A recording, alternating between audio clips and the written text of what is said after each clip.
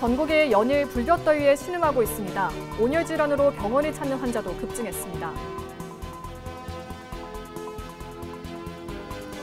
서해와 남해 연안 일부 지역에 고수온주의보가 발령됐습니다. 지난해 여름 고수온으로 전남에서만 600억 원이 달하는 어류 폐사 피해가 발생한 만큼 비상대응 체계가 가동됐습니다. 기후변화로 우리나라 농작물 재배 지도가 달라지고 있습니다. 우리 땅에서 키울 농작물이 변화되는 만큼 정부 차원의 대책 필요성이 제기되고 있습니다.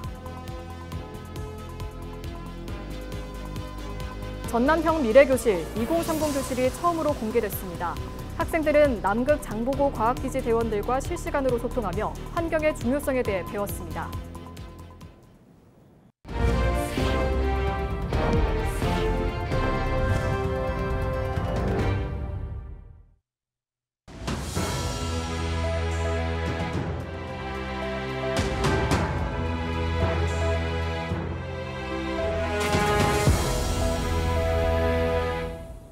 시청자 여러분 안녕하십니까? 헬로티비 뉴스입니다. 전국이 연일 불볕더위로 신음하고 있습니다. 서울은 7월 상순 기온으로는 기상 관측 이래 최고치인 37.8도를 기록했고 울산에서는 아스팔트까지 녹아내렸는데요. 온열 질환으로 병원을 찾는 사람도 급격히 늘고 있습니다. 서희동 기자입니다.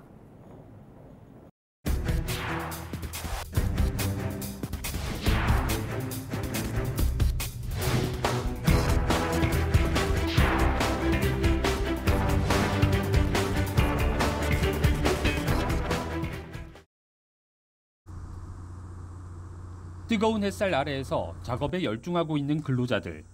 평소보다 쉽게 지치기 때문에 수시로 시원한 휴게실을 찾아 몸에 열을 내리고 수분도 보충합니다. 얼음과 포도당, 이온 음료를 비롯해 혹시 모를 상황에 대비한 응급키트도 마련돼 있습니다. 온열질환 예방 수칙과 조치법을 알리는 문구는 공사 현장 곳곳에 게시돼 있습니다. 온도가 더욱 높아지는 한낮에는 아예 작업이 중지됩니다.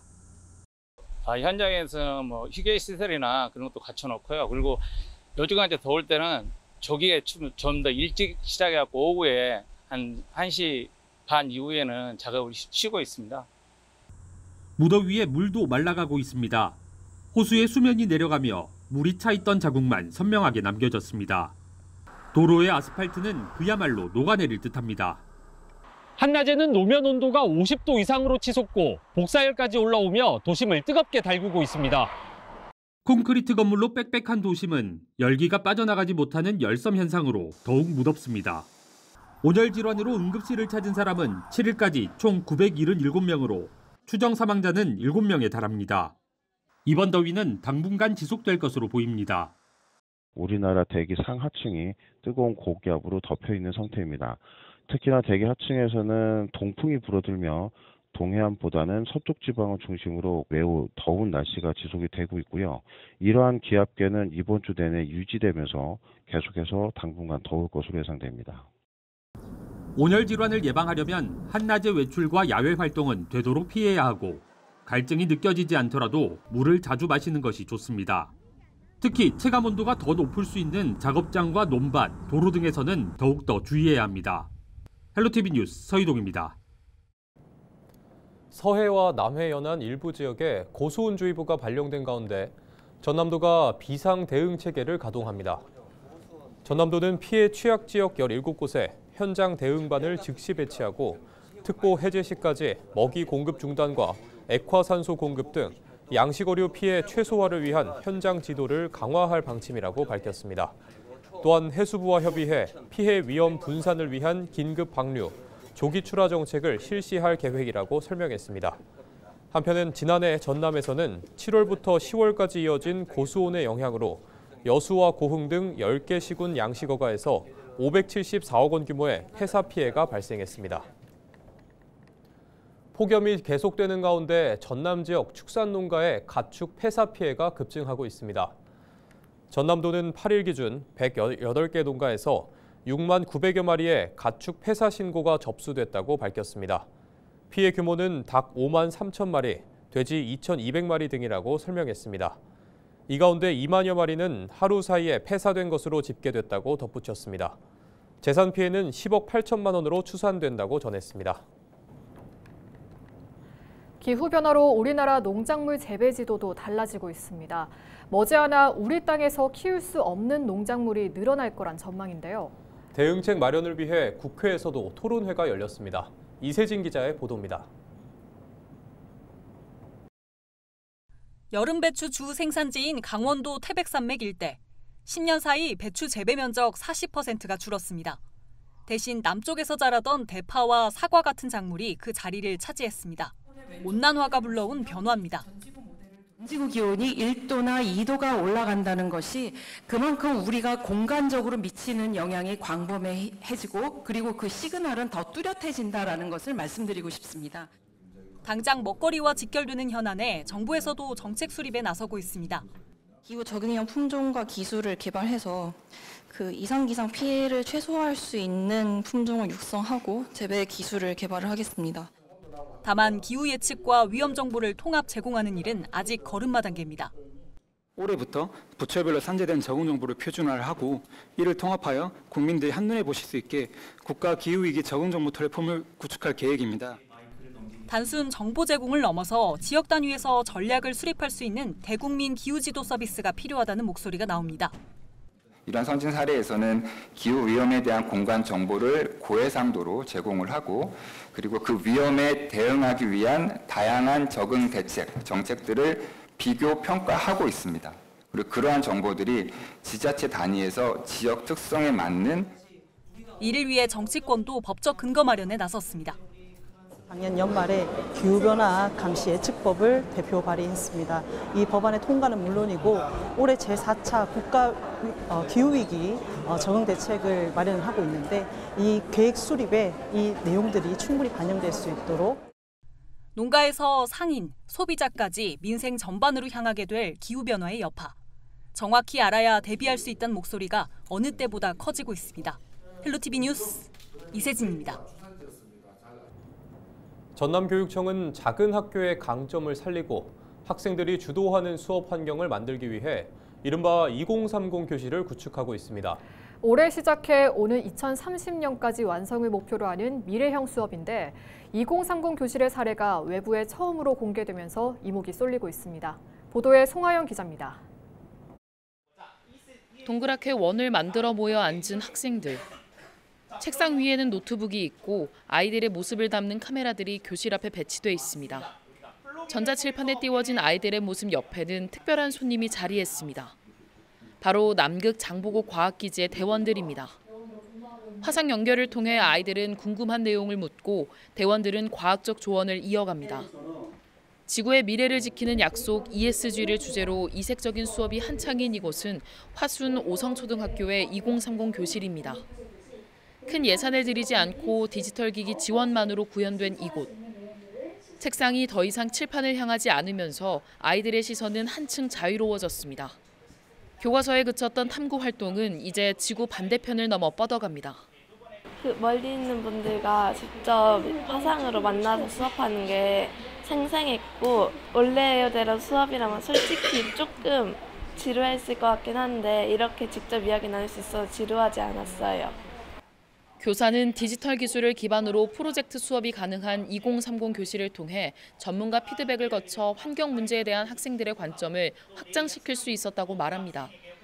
교과서에서 배운 내용에 대한 지식들을 측면을 훨씬 더 생활 현장에서 밀착형으로 관점을 더 넓힐 수 있고요. 나아가서 자기들이 하고 있는 활동들에 대한 적극적인 피드백을 여러 전문가들과 또 다양한 국가에 있는 학생들과 만나면서 그런 문제점들을 공유하고 함께한다는 참여에 대한 실천 의지를 강화할 수 있다는 게 가장 큰 매력이라고 생각이 듭니다.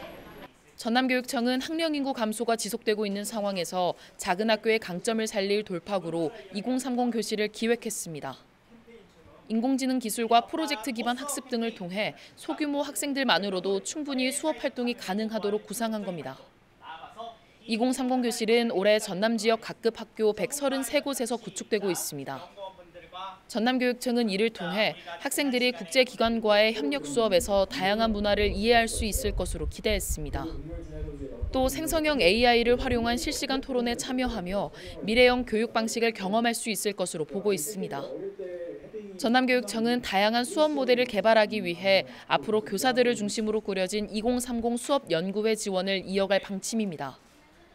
이와 함께 오는 11월 글로컬 전남교육 작은 박람회를 개최해 2030 교실의 성과를 점검할 예정입니다. 오늘을 시작으로 2030 꼬마 시인 교실, 감수성 교실 등 다양한 주제의 수업 모델이 실현될 것입니다. 2030 교실은 단순히 기술 혁신을 넘어 전남 수업 대전환의 핵심이 될 것입니다. 전남교육청은 오는 2030년까지 전남 모든 학교에 미래형 교실이 자리 잡을 수 있도록 2030 교실 구축 사업을 이어갈 계획입니다. 헬로티비 뉴스 송하영입니다.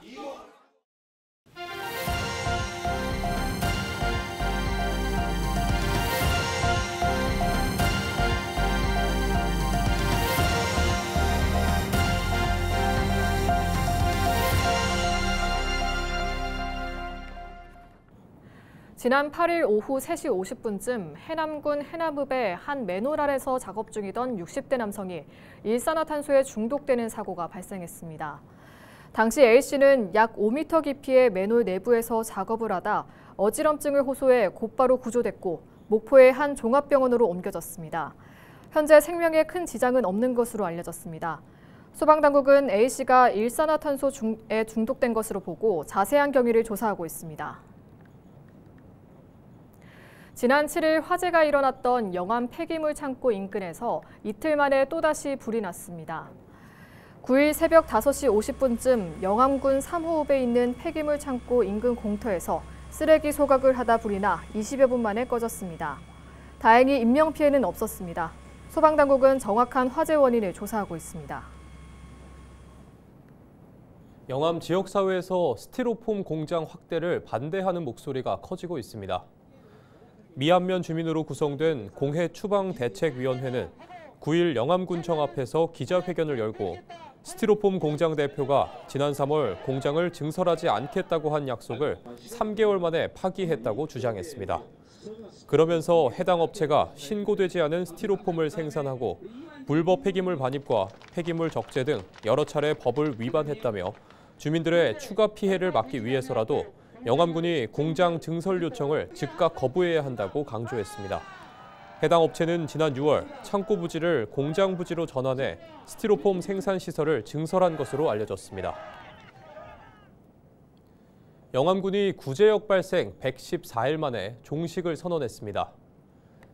영암군은 지난 3월 13일 첫 구제역 발생 이후 재난안전대책본부를 비상체제로 전환하고 발생 농장을 대상으로 이동 제한을 설정한 뒤 방역 초소를 설치하는 등 체계적으로 방역 대책을 실시해 왔습니다.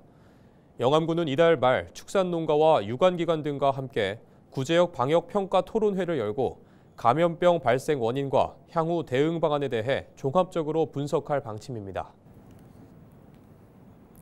목포 문화예술회관에서 극단 세결이 돌아오지 않는 5월, 세월의 늪을 건너 공연을 올립니다. 10일 오후 2시 반과 7시에 열리는 이번 공연은 2025 전남문화재단 공연장 협력예술단체 지원 선정작으로 계엄군의 양심 고백과 최근 사회 분위기를 반영한 내용으로 구성될 예정입니다. 5월은 해마다 돌아오지만 역사적 상흔을 입은 사람들에게 5월은 유배당한 것처럼 돌아오지 않는다는 의미가 더해질 계획입니다.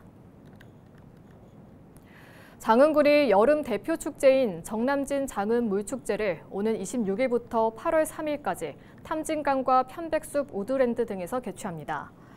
장흥은 지금 즐거움이 콸콸콸이라는 주제로 열리는 이번 축제에서는 살수대첩 거리 행사와 태국 송크랑 공연, 수중 줄다리기 등 다채로운 프로그램이 마련됩니다.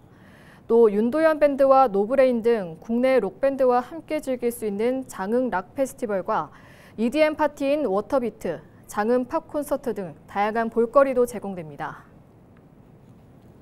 영암 월출산 기찬랜드가 이달 12일부터 본격 개장합니다. 개장일에는 아프리카 타악 퍼포먼스와 맨손 장어 잡기 체험, 풍선 아트 등 다채로운 프로그램이 진행될 예정입니다. 영암문화관광재단은 올해부터 새롭게 배달존을 운영해 방문객이 영암읍의 다양한 음식점 배달 서비스를 편리하게 이용할 수 있도록 이끌 방침입니다. 이상으로 뉴스를 마칩니다. 시청해주신 여러분 고맙습니다.